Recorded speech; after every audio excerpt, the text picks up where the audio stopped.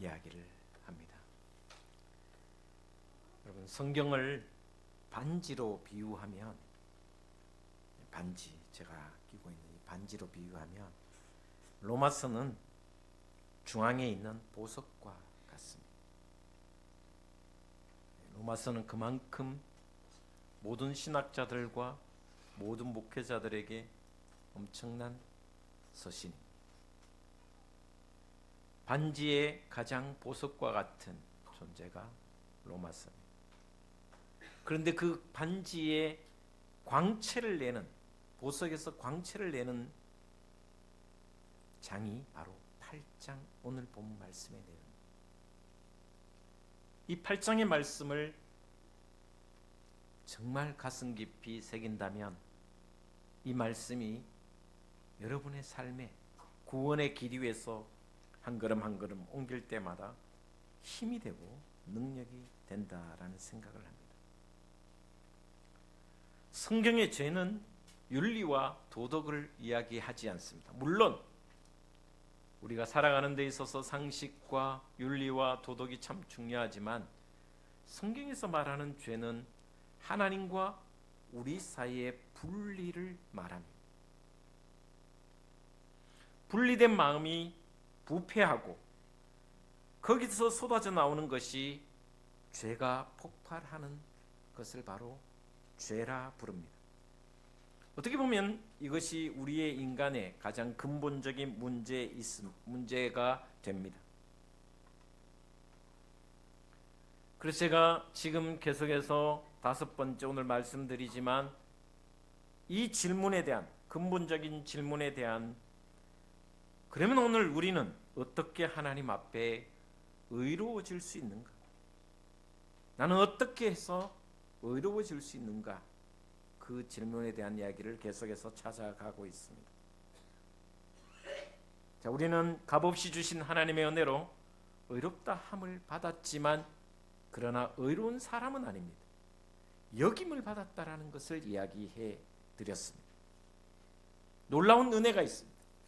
의롭다 함을 인정받고 여김을 받는 사람에게 이런 축복이 있다라는 것을 8장 전체에서 하나하나 가르쳐 주고 있습니다. 첫 번째가 뭐냐면 8장 1절에 보면 1절 2절의 중요한 말씀입니다. 제가 봉독해 드리겠습니다. 그러므로 이제 그리스도 예수 안에 있는 자에게는 결코 정죄함이 없나니 이는 그리스도 예수 안에 있는 생명의 성령의 법이 죄와 사망의 법에서 너를 해방하였음이니라. 할렐루야. 결코 정죄함이 없다라는 거예요. 죄에서 해방된 자유의 몸이 되었다라는 것을 이야기해 주고 있습니다. 그런데 여기에 중요한 단어가 있습니다. 한번 따라하겠습니다. 그리스도 예수 안에서. 그리스도 예수 안이라는 말이 너무나도 중요합니다. 바울은 지금까지 계속해서 어떤 이야기를 하냐면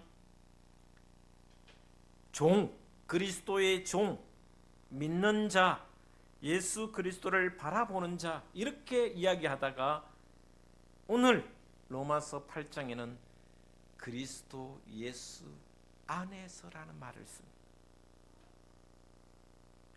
우리는 어떤 존재인가? 종, 바라보는 자, 믿는 자. 이것은 어떤 의미에서는 자세히 들여보면 제가 여러분 하늘을 바라보면 분리되어 있잖아요. 종이라는 것은 주인에게 종속되어 있는 것 같지만 그러나 분리되어 있단 말이에요. 내가 누구를 믿는다라는 것은 분리된 것입니다. 그러나 이 안이라는 말, 그리스도 예수 안에 있다라고 규정하는 이 말은 너무나도 우리에게 소중합니다. 따로 존재하는 것이 아니라 그리스도 예수 안이라는 말은 우리 자아를 그리스도 안에 넣어버린 상태라는 뜻입니다. 그 크고 놀라운 영 안에 우리의 작은 영을 넣어버린 상태입니다. 그러면 둘이 하나가 된다라는 것입니다. 깊이 사랑한 부부가 서로의 안에 들어가 하나가 된 상태를 말하는 것과 같습니다.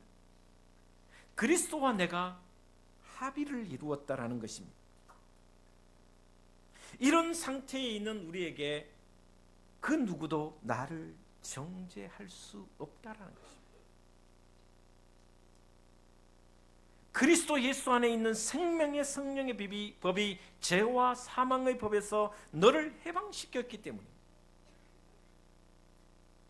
또한 우리도 다른 사람을 정죄할 수 없다라는 것입니다. 이것이 바로 의롭다함을 받는다는 의미입니다. 죄와 사망의 법에서 해방된 상태, 그러나 이것은 소극적인 상태입니다. 소극적인 면입니다. 그리스도 예수 안에, 내가 주님 안에, 주님이 내 안에, 그래서 누구든지 나를 정죄할 수 없다.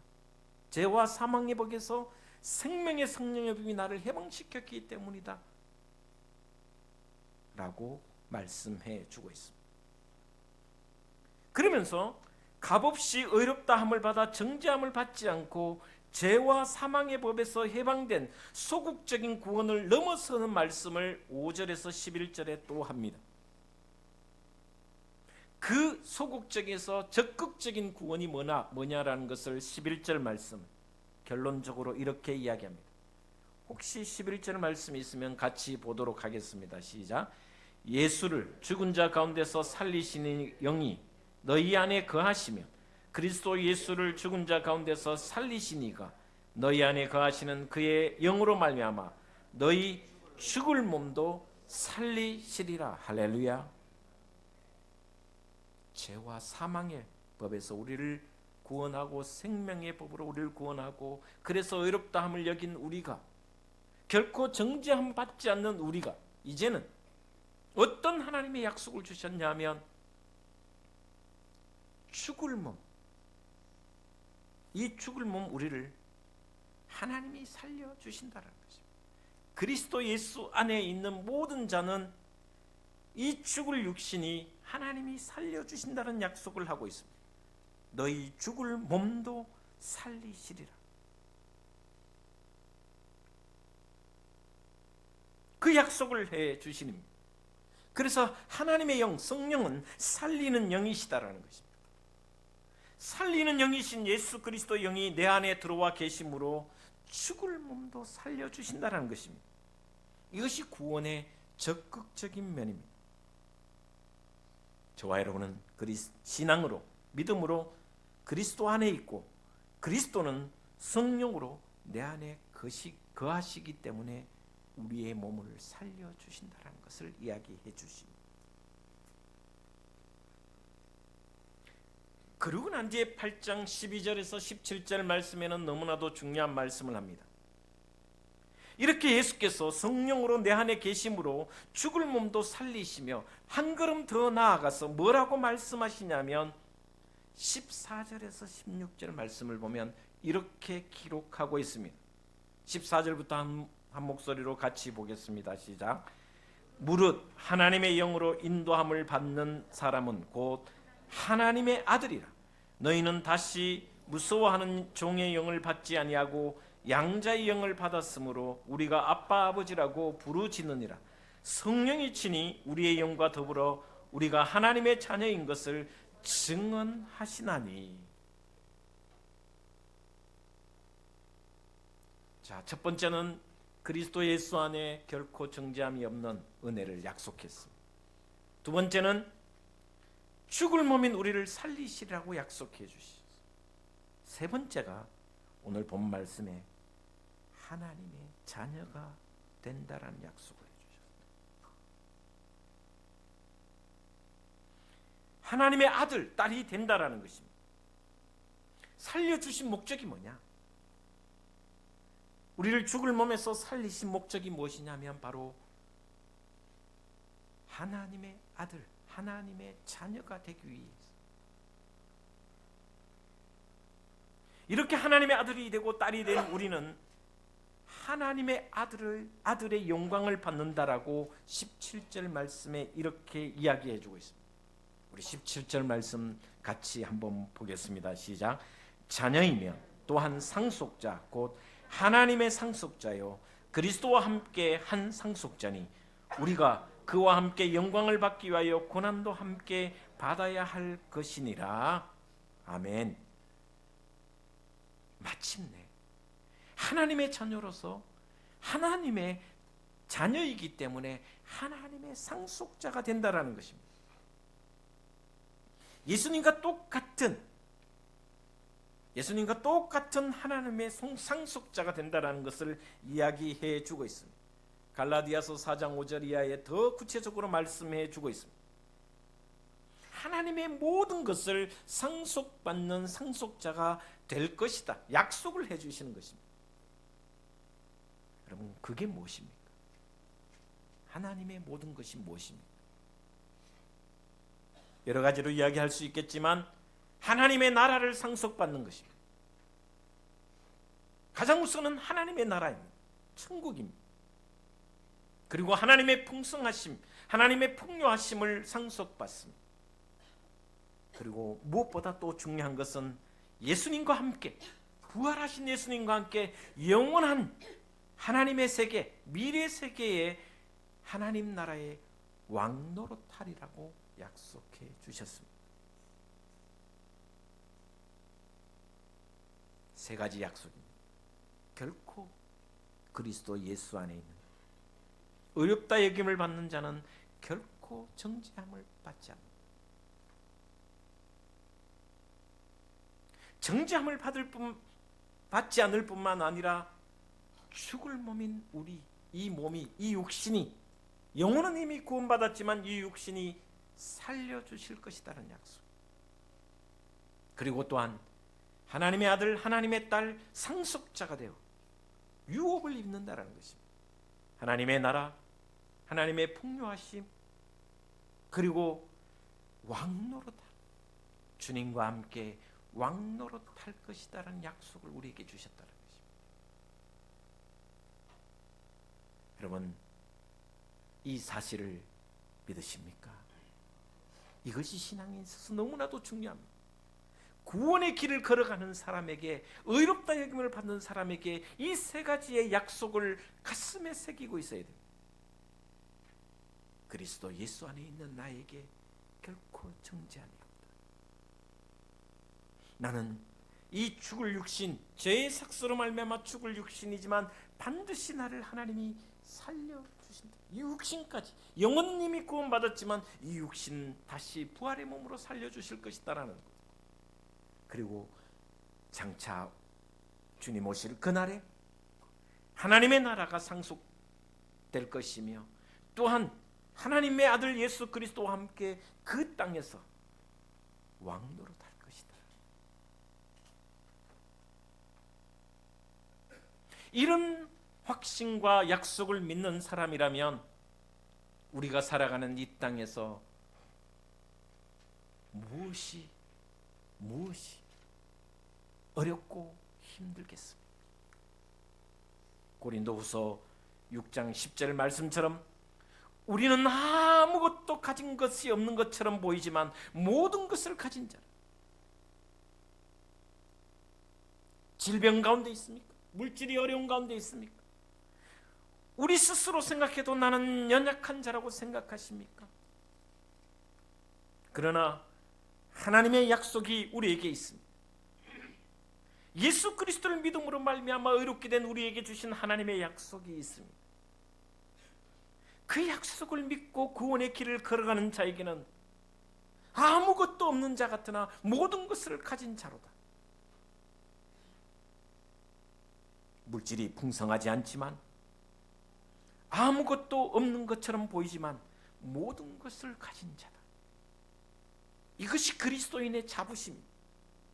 예수 그리스도를 믿는 사람들의 자부심이어야 됩니다. 이 자부심이, 이 자존감이 여러분에게 가득하기를 주의 이름으로 축복을 드립니다. 세상의 부자는 하나님께 드리지 않고 가난한 사람 것을 오히려 직접적으로 간접적으로 빼앗아갑니다. 진정한 그리스도인은, 크리스찬은 아무것도 가지지 않았지만 모든 것을 가졌다고 하는 자부심, 이것이 바로 믿음 있는 사람의 특징입니다. 나에게 믿음이 있는 사람, 내가 믿음을 가졌다고 하는 사람은 이런 자부심이 있어야 됩니다. 내가 비록 가진 것도 없고 배운 것도 없고 가난한 가운데 질병 가운데 있지만 하나님 안에, 예수 그리스도 안에 이 놀라운 약속을 받았으니 모든 것을 가졌다라는 자존감, 자부심, 이것이 믿음의 특징이 되어야 됩니다.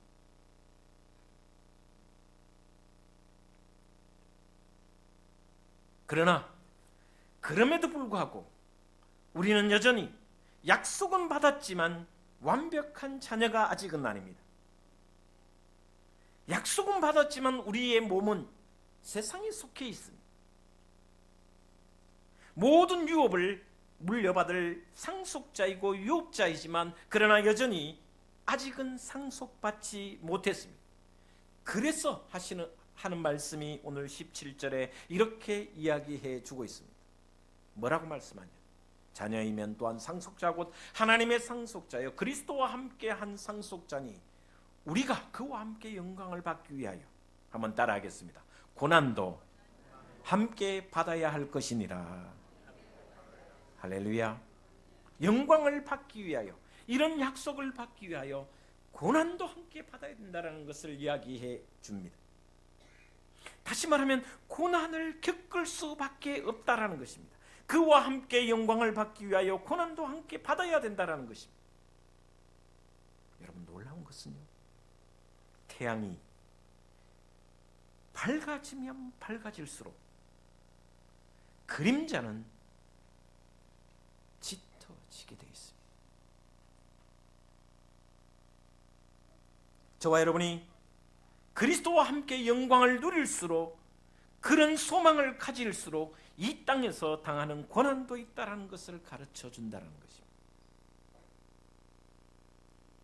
나는 육신에 속해 있고 세상에 속해 있고 또한 하나님의 영광을 받기 위해서 태양이 밝으면 밝을수록 그림자가 짙어지듯이 우리의 인생에는 고난이 있다라는 것입니다. 그러나 그 고난 가운데 있을지라도 18절 말씀의 성경은 이렇게 우리에게 말씀하십니다. 같이 보겠습니다. 시작. 생각하건대 현재의 고난은 장차 우리에게 나타날 영광과 비교할 수 없도다. 할렐루야. 여러분, 지금 현재의 고난은 장차 나타날 영광에 비해서 비교조차 할 수 없다는 거죠. 비교할 수 없다는 거죠.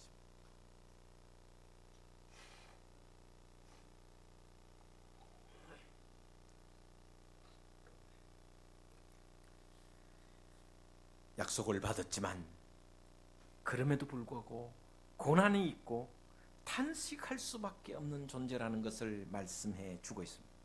그 말씀을 또 한 가지 더 말씀해 주면서 22절에 이렇게 표현해 주고 있습니다. 22절 같이 보도록 하겠습니다. 시작. 피조물이 다 이제까지 함께 탄식하며 함께 고통을 겪고 있는 것을 우리가 아느니라. 이 말씀 무슨 의미일까요? 여러분, 아담과 하와가 죄를 범함으로, 사람이 죄를 범함으로 말미암아 온 땅이, 하나님 지으신 모든 피조물이 탄식 가운데 있다라는 것을 말씀해 주고 있습니다. 자연도, 사람도, 이 우주 만물 삼라만상이 인간의 죄로 말미암아 탄식한다라는 것입니다. 여러분, 오는 길에 요 뒷길에 이렇게 오다 보면 은행잎이 쫙 떨어져 있습니다.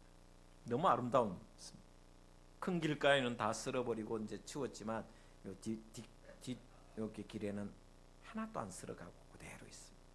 아침에 차를 몰고 오면서 와, 예쁘다 감탄합니다. 그러나 여러분, 산과 들을 지금 보면 익은 곡식이 이제 거의 다 베어가고 산이 이제 마지막 단풍을 떨어뜨리는 가운데 예쁜 단풍, 고운 단풍들이 곳곳에 물들어 있는데, 여러분, 그 단풍들이 보기에는 아름답고 고와 보이지만 그 단풍이 단풍 되기까지 얼마나 투쟁해야 되겠어요. 삭을 틔우면서부터, 이파리를 틔우면서부터 다른 잎과 경쟁을 해야 됩니다. 여름에 한낮에 비가 내리지 않을 때는 너무나도 힘든 투쟁을 할 수밖에 없습니다.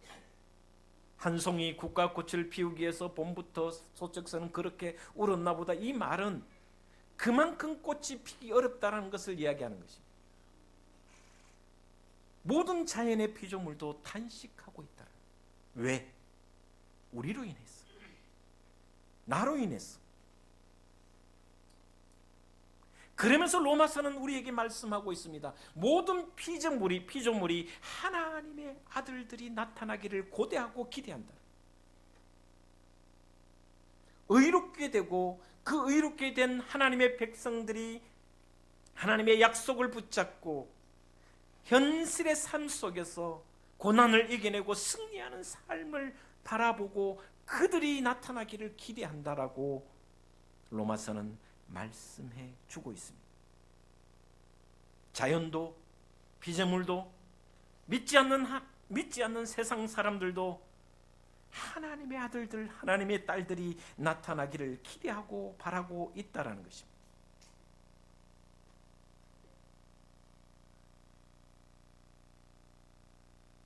여러분, 저와 여러분이 구원받아야 할 뿐만 아니라 피조물도 구원을 받아야 합니다.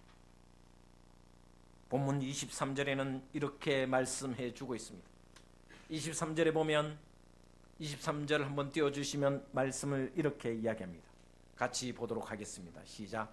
그뿐 아니라 또한 우리 곧 성령의 처음 익은 열매를 받은 우리까지도 속으로 탄식하여 양자될 것 곧 우리의 몸의 속량을 기다리느니라.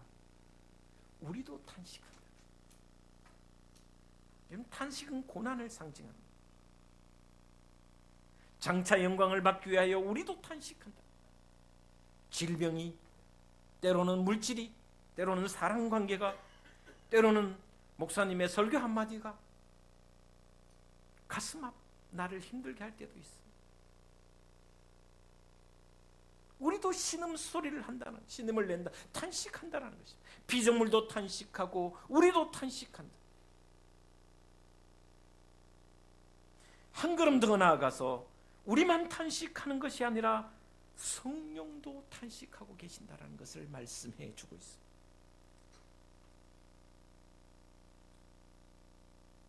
왜 하나님은 우리에게 탄식하며 신음하며 고난 가운데 살아가도록 하십니까? 그것은 바로 하나님의 완전한 아들이 되기를 원하시기 때문입니다. 여러분, 영혼은 이미 구원을 받았지만 여전히 우리의 육체는 약합니다. 죄로 인해서 신음합니다. 육체로 인하여 신음하기도 합니다. 때로는 질병으로 인하여 고난과 탄식과 신음을 합니다. 우리 강상희 권사님 수술 후에 제가 갔더니 목소리가 나오지 않았습니다. 왜? 전신 마취를 하고 깨어나는 순간이니까 목소리가 나오지 않습니다. 질병으로, 때로는 이별로 인해서 사랑하는 부모님이나 가족이나 또 하는 친구를 잃어버리면 그것으로 인하여 신음할 수밖에 없습니다. 가난으로 인해서 갖가지 수많은 일들을 통해서 고난과 아픔을 통해 탄식할 수밖에 없는 존재가 우리입니다. 그러나 그럼에도 불구하고 예수님처럼 신령한 몸을 입지 못했기 때문에 신령한 몸을, 그리고 신령한 몸의 구원을 받기 위해서 탄식한다라는 말씀입니다. 오히려 이 신음, 이 탄식은 절망이 아닙니다. 저는 이 신음과 탄식을 출산의 고통이라고 생각합니다. 여러분, 해산의 고통은 말로 형용할 수 없습니다. 그러나 그 해산의 고통이 아무리 고통이지만 그 해산의 고통 위에 출산의 기쁨은 말할 수 없는 기쁨입니다. 아마 지금 이 시간에도 속으로 근심하며 걱정하며 신음하며 탄식하는 분들도 계실 것입니다. 다시 말씀드립니다. 나의 이 신음 소리를 듣고 알고 계시며 성령도 다시 탄식한다는 것입니다. 26절에 오늘 본 말씀 26절에 이렇게 말씀해 주고 있습니다. 같이 보겠습니다. 이와 같이 성령도 우리의 연약함을 도우시나니 우리는 마땅히 기도할 바를 알지 못하나 오직 성령이 말할 수 없는 탄식으로 우리를 위하여 친히 간구하시느니라. 할렐루야. 영의 구원을 받고 놀라운 약속을 받았지만 여전히 육에 속해 있는 저와 여러분입니다. 그래서 우리는 기도할 때 나의 영의 필요를 위해서 기도하지 않아야 됩니다. 나의 영의 필요를 위해서 기도해야 됩니다. 육신을 위해서 기도하기보다는 영의 필요를 위하여 기도해야 됩니다. 그럴 때 성령께서 나를 대신하여 탄식하며 기도한다는 말씀입니다. 성령께서 하나님의 마음을 아시고 또 우리의 마음을 아시고 바르게 기도하신다는 말씀입니다. 우리의 원대로 하지 않으시고 하나님의 뜻대로 기도해 주시는 분이 바로 성령님이라고 말씀해 주고 있습니다. 가끔 구원받은 우리가, 의롭다 여김을 받은 우리가, 하나님의 자녀된 우리가 죽을 몸을 살려주신다는 그 하나님께서 왜 이 고통의 가운데 그냥 내버려 두십니까? 탄식할 때가 많습니다. 신음할 때가 많습니다. 왜 나만 이렇게 고통 속에 있습니까? 왜 나에게 이런 아픔을 주십니까? 원치 않는 실패, 원치 않는 고통, 수많은 고통에 놓여 있을 때가 많습니다. 그러나 하나님은 말씀하고 계십니다. 8장 28절에 결론의 말씀으로 이렇게 말씀해 주고 있습니다. 같이 한번 봉독하겠습니다. 시작. 우리가 알거니와 하나님을 사랑하는 자 곧 그의 뜻대로 부르심을 입은 자들에게는 모든 것이 합력하여 선을 이루느니라. 할렐루야. 우리는 육에 속해 있습니다. 영은 이미 구원받았지만 세상에 속해서 고통을 겪을 수밖에 없습니다.